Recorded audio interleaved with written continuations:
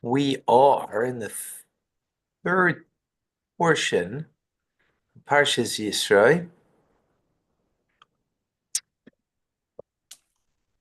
Moshe Rabbeinu is dealing with his father-in-law, who in yesterday's teachings suggested to him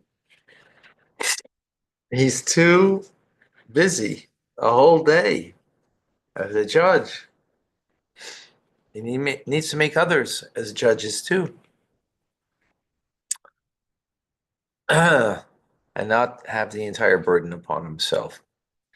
So we continue, very short. In chapter 18, verse 24, Vayishma Moshe, and Moshe listened, he heeded, heeded. Yeah. To the voice of his father-in-law, Vias Kol Asher Omar, and he did everything that he said. But yeah, what did he do? So V'yivcha Moshe, and he chose Moshe, Anshe Chayil, men, established men, wealthy men, is as we learned yesterday, right? Wealthy? Yeah, why wealthy men? To be judges. Because if you're poor and you're a judge, you might look to make a little money on the side, to pervert justice. So you can, someone gives you a bribe, you're more open to it. If you have wealth, then you'll be less open to it. He called Israel from all of the Israelites. The Yiteno, and he placed them Rashim. It's interesting that there were other qualities that were mentioned yesterday. And the only one, this is the only one that is mentioned. Very interesting. Hating money mentioned, right? Sene Botza. So that way you're not motivated to make money in your position.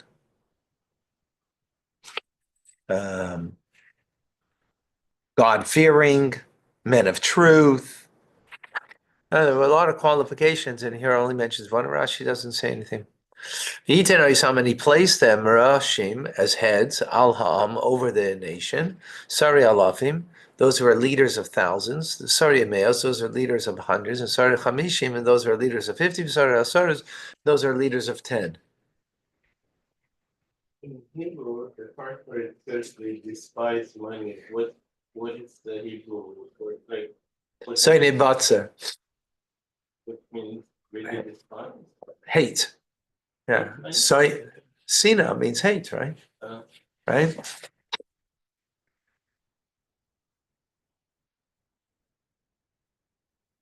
Hard to find such people.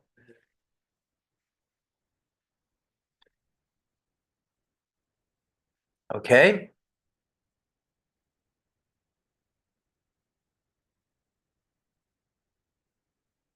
(26) V'shaftu esa'am, and they judged the people, b'choles, at all times, esadavar hakasha, the davar, the thing that was kasha, difficult, yaviun al Moshe, they brought to Moshe. We bring it to Moshe. V'chol davar hakatan yishbetu haim, and anything that was small, they themselves would judge.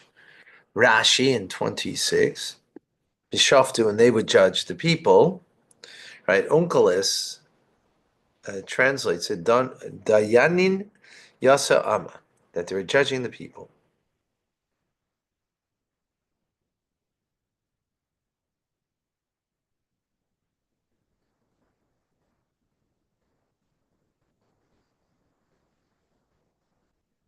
Yaviun, they would bring. This should be understood also according to Onkelos, Maisin. They were bringing, although this is in a form of a future tense. Okay, Yishpetuhem, and they would judge. This is an unusual verb with a shuruk.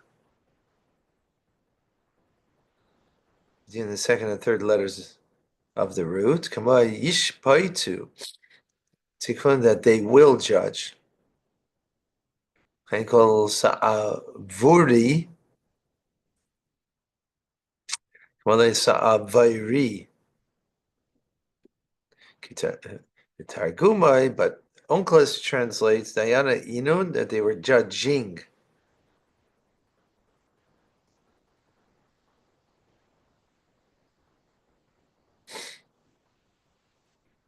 Aha. The other verse is expression of a command. Because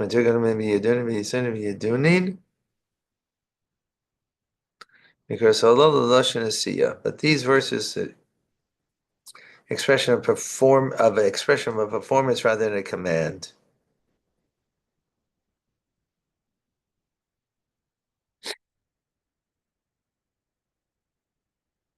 There are two different ways you can read the word vishpaitu, and they will judge, meaning it's in the future. It's meaning as a command rather than as an action that they performed it. Last verse, V'yishlach Moshe es Chaisnei v'yelech loi el artzei. And Moshe sent off his father-in-law, and he sent him on his homeland. V'yelech loi el artzei, the guy b'nei mishpachtei. Why did he go? To convert the members of his family, to convert them to Yiddishkeit, to Judaism. Okay, let's take a look at Rebbe's teachings. See if anything from today.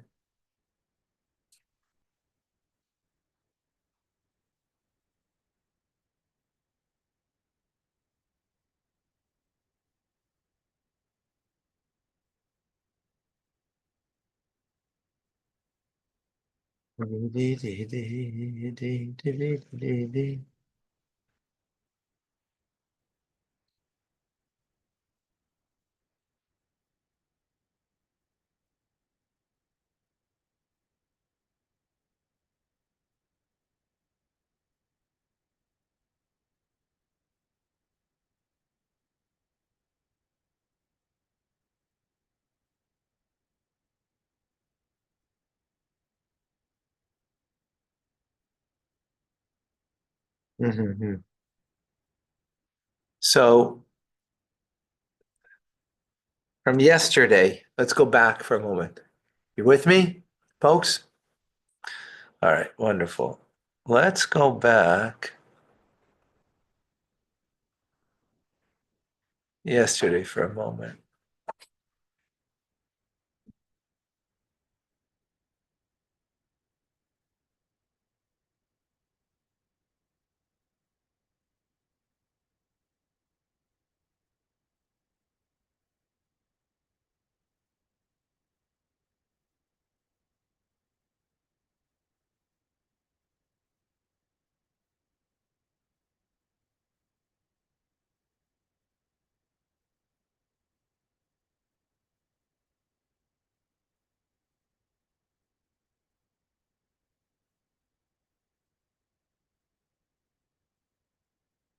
Okay.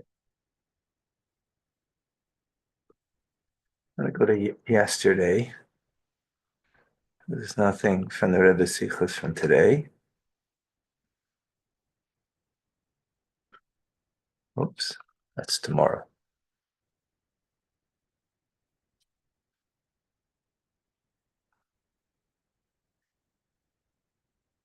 So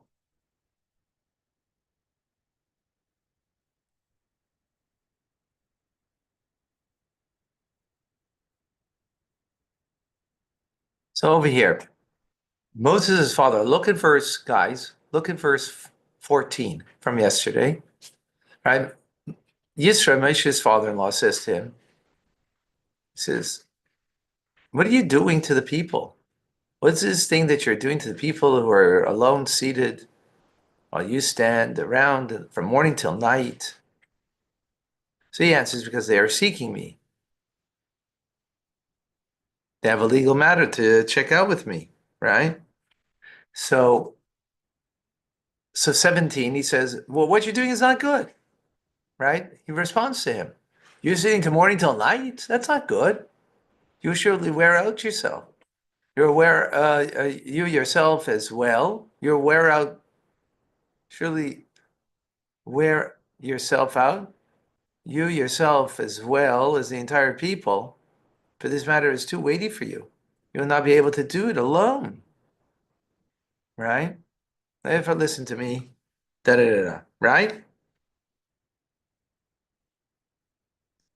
So the Abarbanel commentator over here are wondrous what's going on over here. How's it possible that Moshe,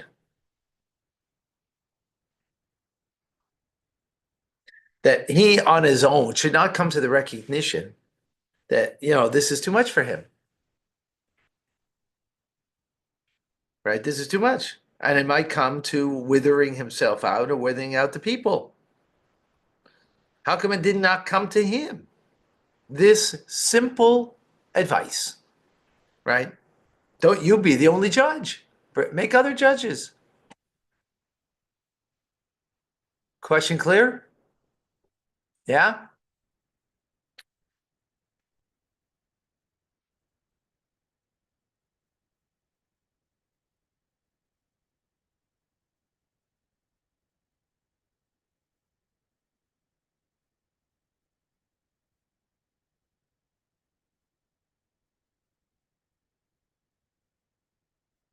Moses was Sephardic. He wanted to do everything himself.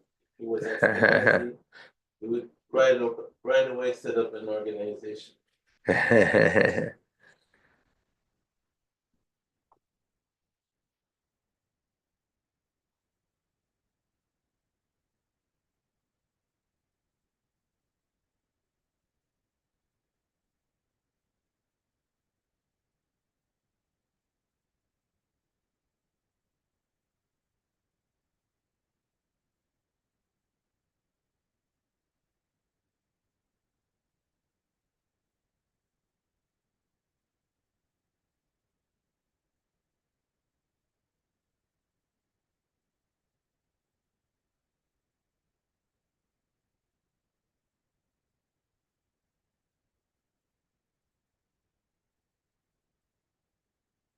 So we can't explain it simply that Moshe did not have the power to do this, right? That's what it sounds like, right? Because Moshe, it was not a problem for him. He did not need any assistance at all. He was capable of doing it all himself. Adarab, on the contrary, Moshe is the one who received the Torah from God, and he was the one who taught the entire Jewish people. So he can't judge them. He taught them all, right? He did. It wasn't. There weren't other teachers. He was the only teacher because he's the only one who got it from God, and he gave it directly to the people.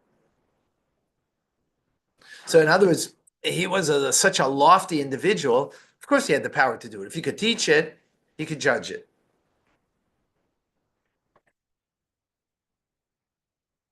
And as Hasidus explains, because he was on a whole different level. He was on the level of Ria, of seeing. Others, we don't see the truth. We might hear the truth.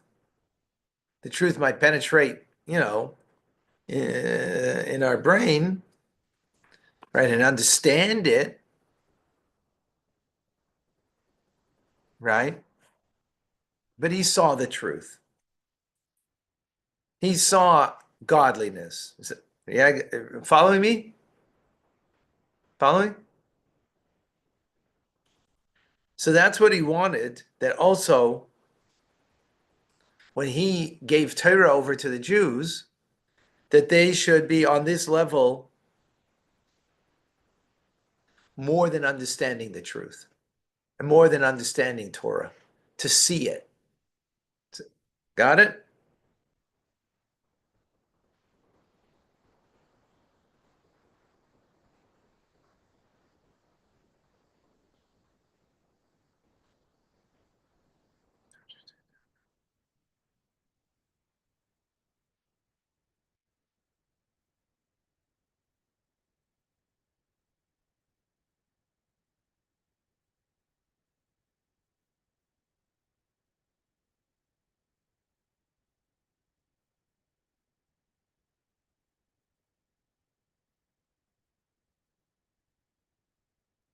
So what his taina, what his complaint to him was, to Moshe, his father-in-law Yisro, is that when these Jews are coming for a litigation before you, they're on a low level, right? What's the proof they're on a low level? Hey, the fact there's litigation between two people means they couldn't work it out, obviously, right? What does that mean? It means they're not exactly high-minded, lofty souls, obviously. That's what it means. I mean, as generally speaking, as a generality, right? As a generality, right? At least conceptually, right? So he's saying they're on a so distant level spiritually from you, Moshe, that they don't have the capability to learn the laws, the judgments of Torah on the level of you. Just not going to happen.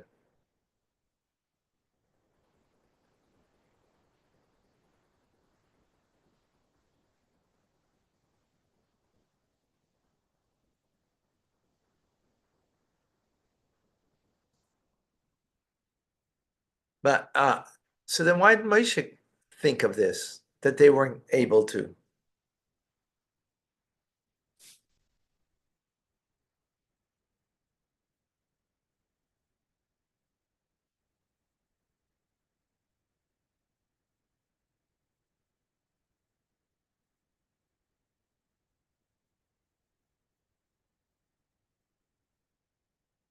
His hope was that being in front of Moshe, it's like being in front of the Rebbe, right? You follow me? Yeah? It's he's going to uplift you.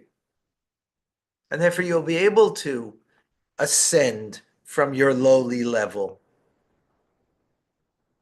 to his level of being able to see the truth. Not just hear the truth and accept the truth, but to see the truth, to see godliness. That's what that he felt that he could accomplish that.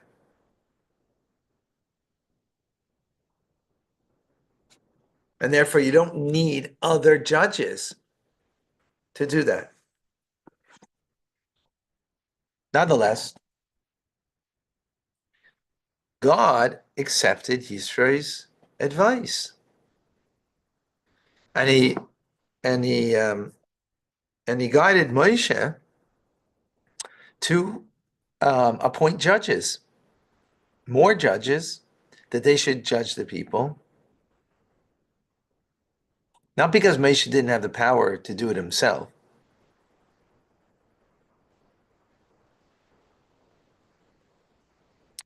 but in order to guarantee that the study of Torah in future generations, after the Jewish people will go into the land of Israel, and Moshe will not be there with them in the land of Israel, that it should be the study of Torah from his students and students, from the great people in every generation. In other words, Moshe could have done it himself, it's true.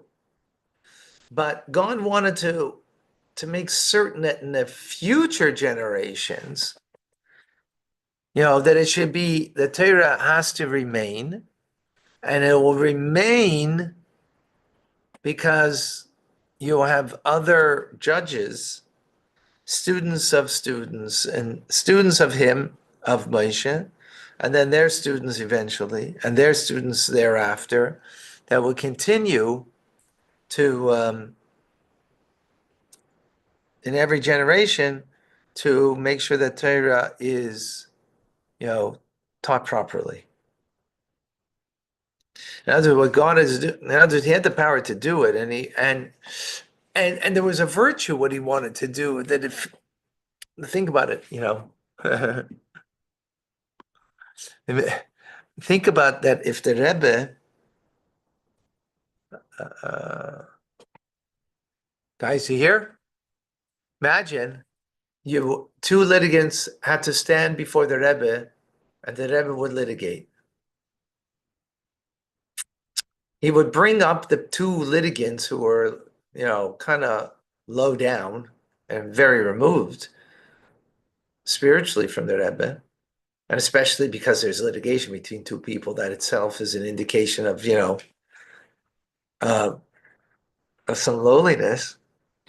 Again, it's a generality. Of course, the Rebbe is going to pick them up.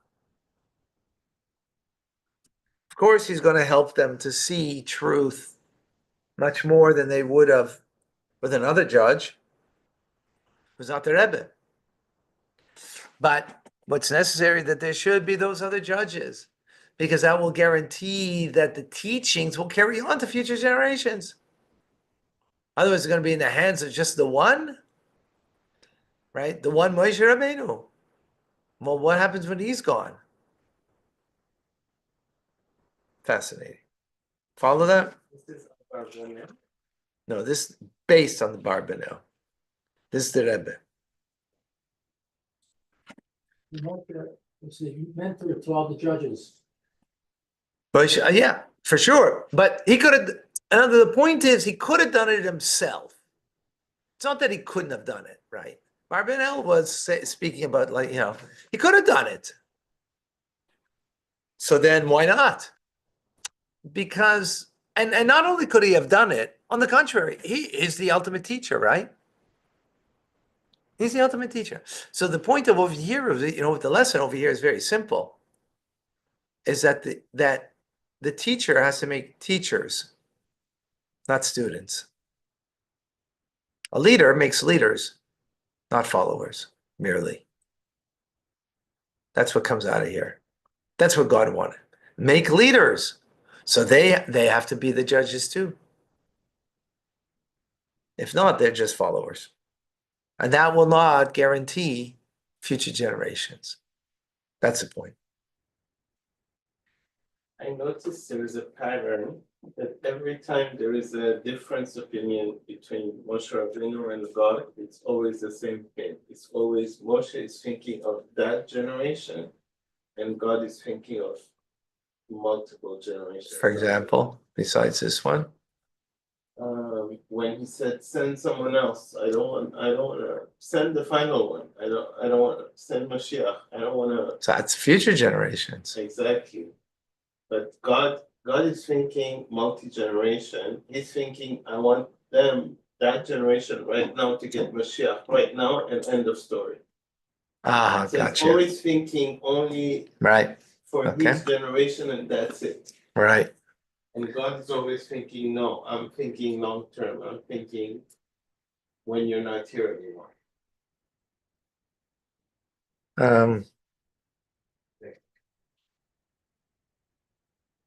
This is the same pattern. Okay, good. Thank you.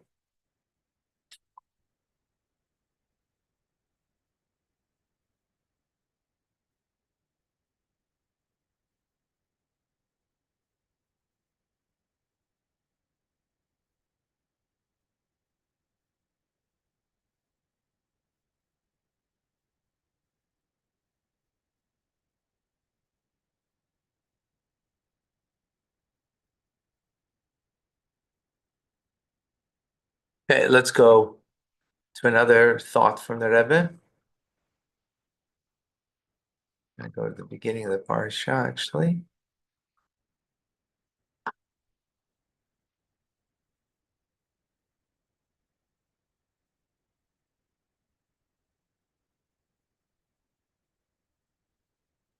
So, V'yishma Yisro, the very first words of the Torah portion, right? Take a look at that. Chapter 18, verse 1.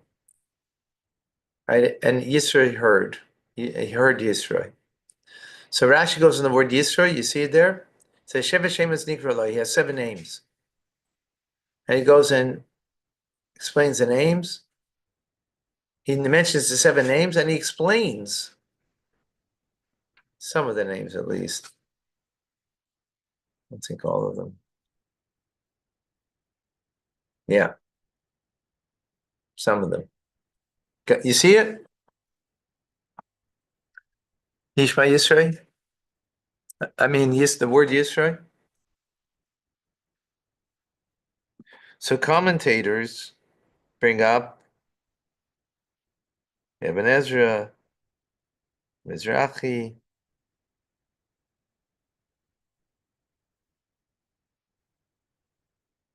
that this is a contradiction to what he says in Parshas Baloischa Rashi,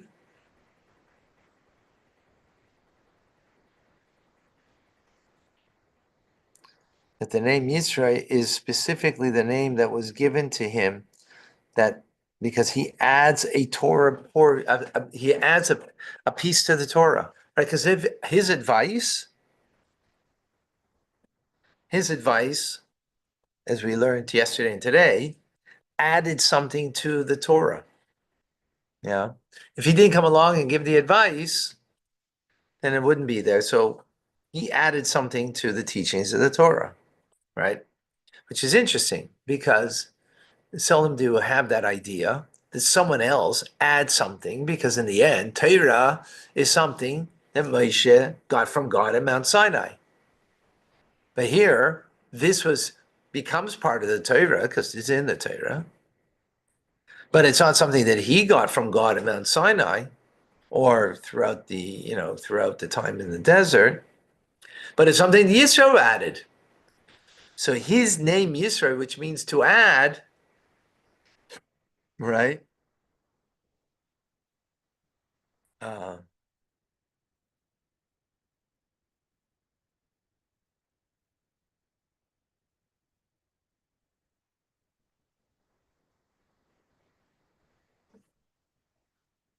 second.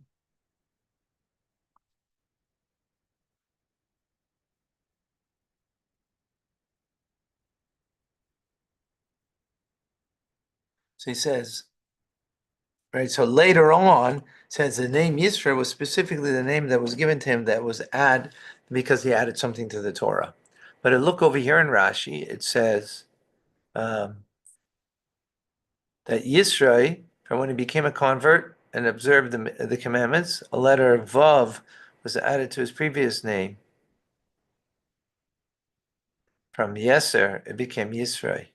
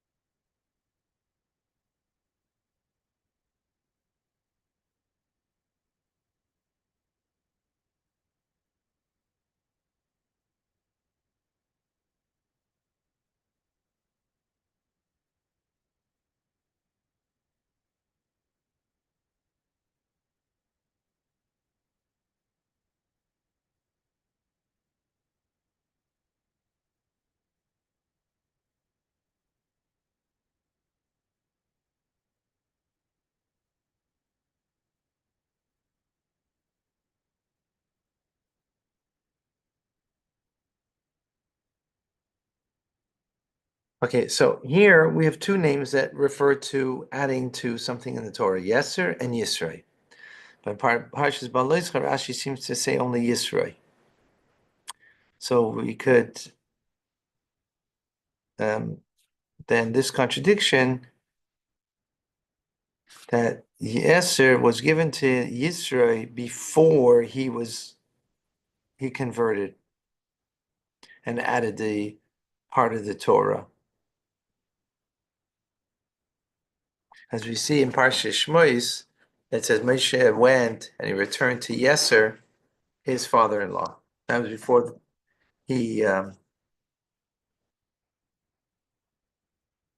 he converted.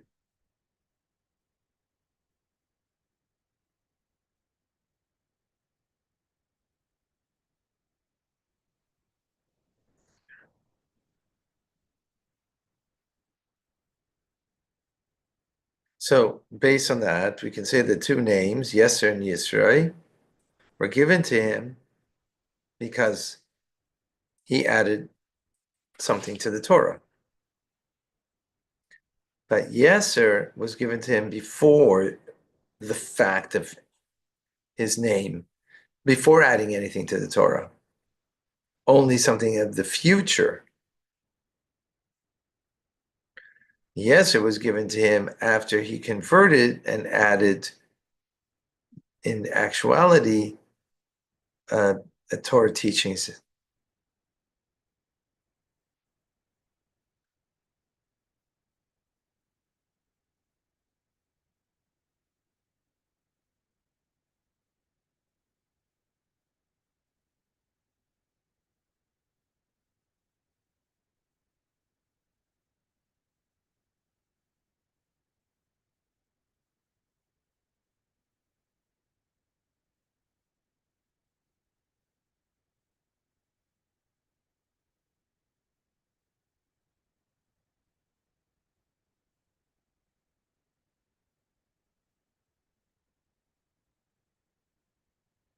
So in other words, he had the name from before, and therefore it's just extending the name by adding the vav to it.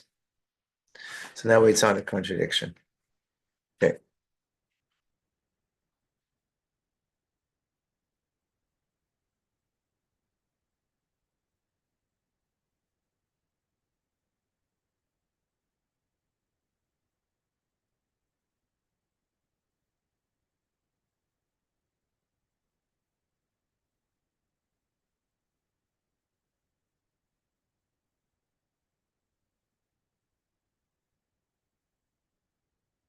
Okay. Stop here. We'll continue soon with Anya. Thank you, folks. Thank you, Rabbi.